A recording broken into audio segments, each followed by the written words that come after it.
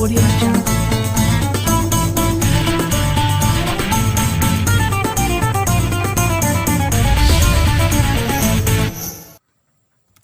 Jangan lupa di-subscribe ya, dan nyalakan loncengnya.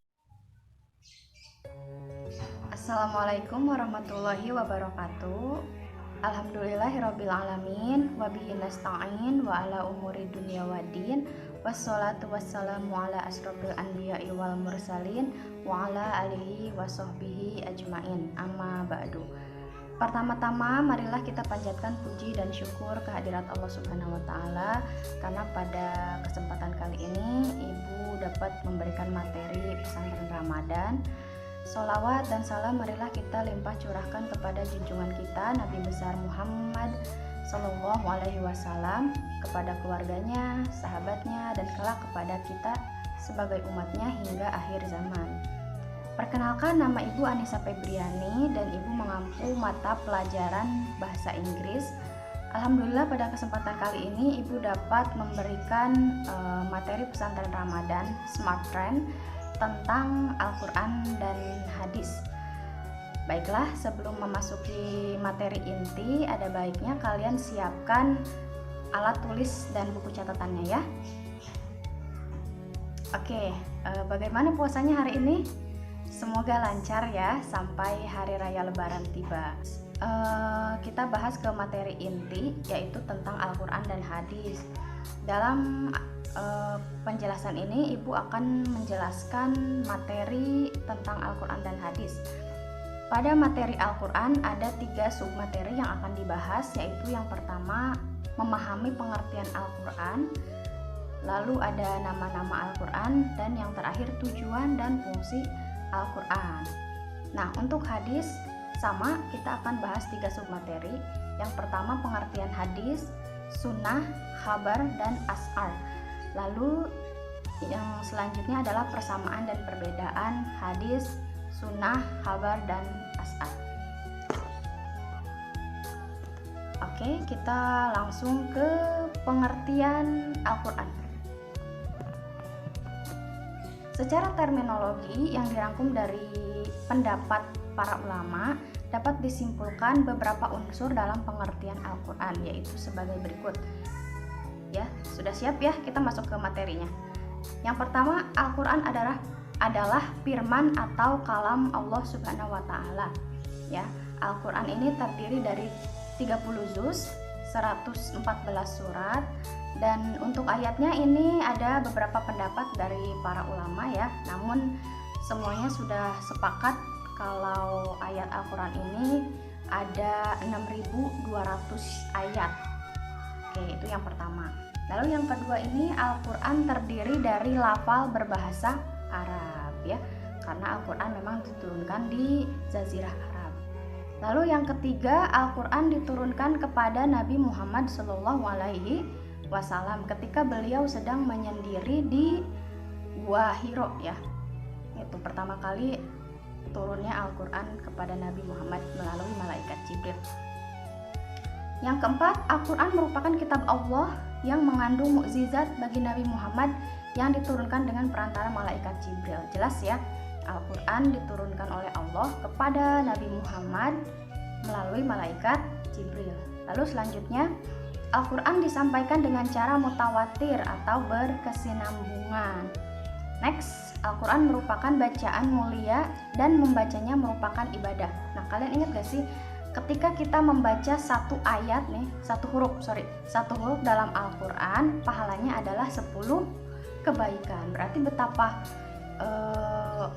pahalanya banyak ya ketika kita membaca Al-Quran, apalagi di bulan suci Ramadan.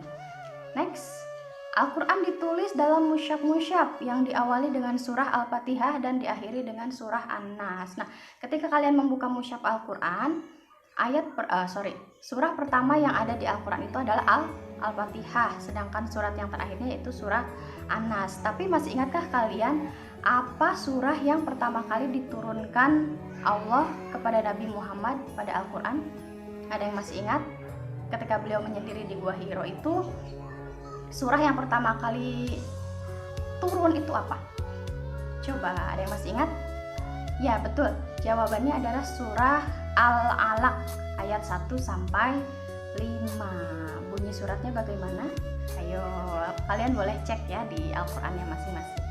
Lalu yang terakhir adalah Al-Qur'an senantiasa terjaga atau terpelihara kemurniannya dengan adanya sebagian orang Islam yang menjaganya dengan menghafal Al-Qur'an, karena ada beberapa hafiz atau hafizoh ya yang dari seluruh dunia untuk menghafalkan Al-Qur'an. Next, nama-nama Al-Qur'an. Adapun nama-namanya adalah sebagai berikut ya. Jadi di sini ada 5 nama Al-Qur'an. Yang pertama itu yang pasti Al-Qur'an. Secara bahasa Arab artinya adalah bacaan atau yang dibaca. Yang kedua, ingat-ingat ya, Al-Qur'an. Yang pertama, yang kedua adalah Al-Kitab atau Kitabullah, artinya adalah kitab suci Allah Subhanahu wa taala.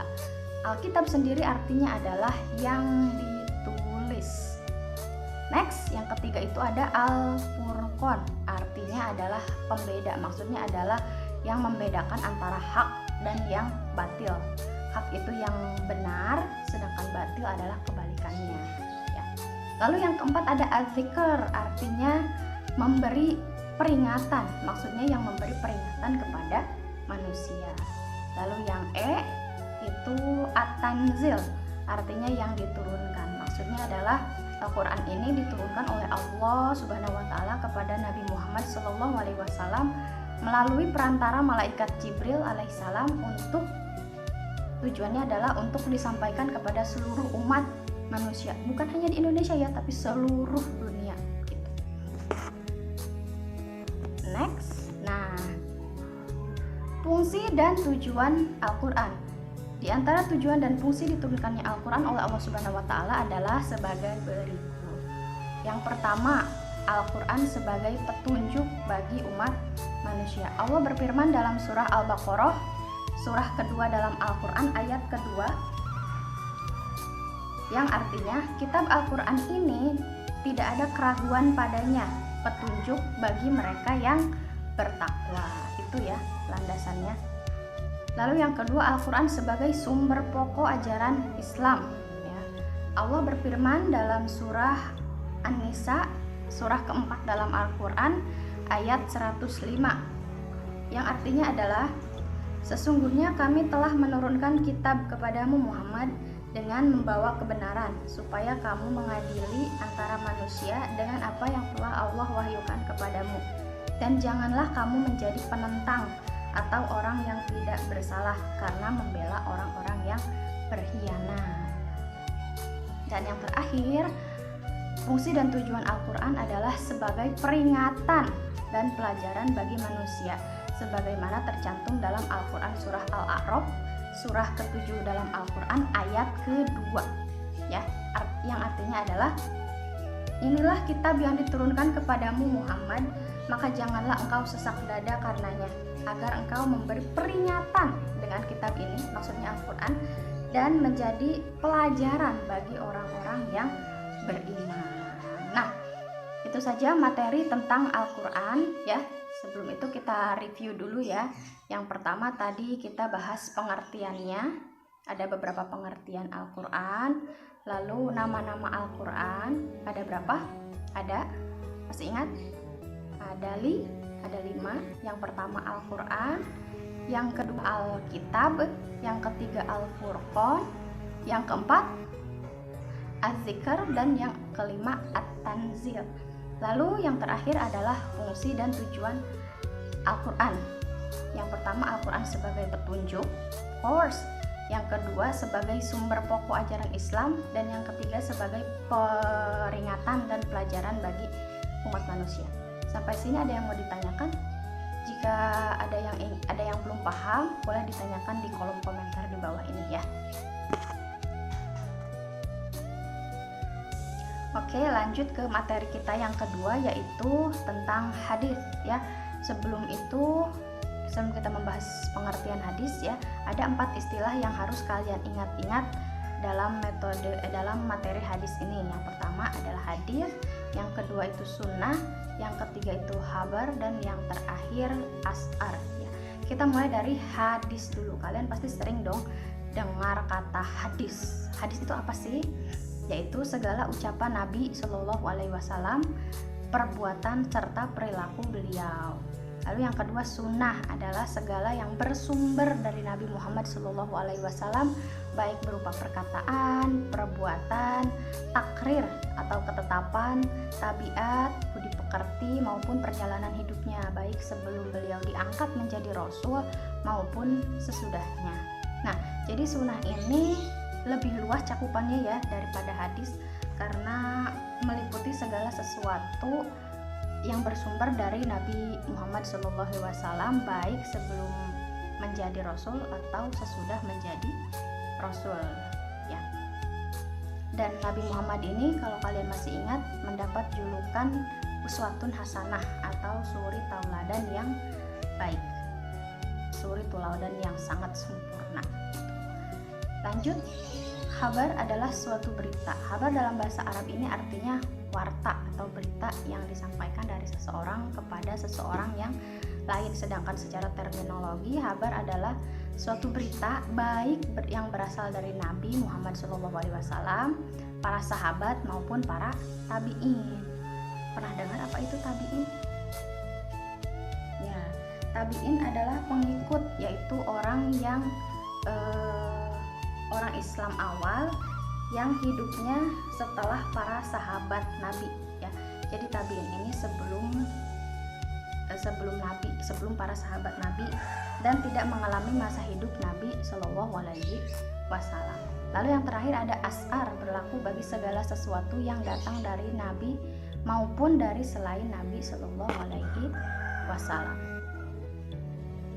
Jadi kabar ini lebih umum lagi daripada hadis, karena segala sesuatu yang datangnya dari selain Nabi. Kalau tadi hadis kan hanya dari Nabi ya, yang datangnya atau sumbernya dari Nabi.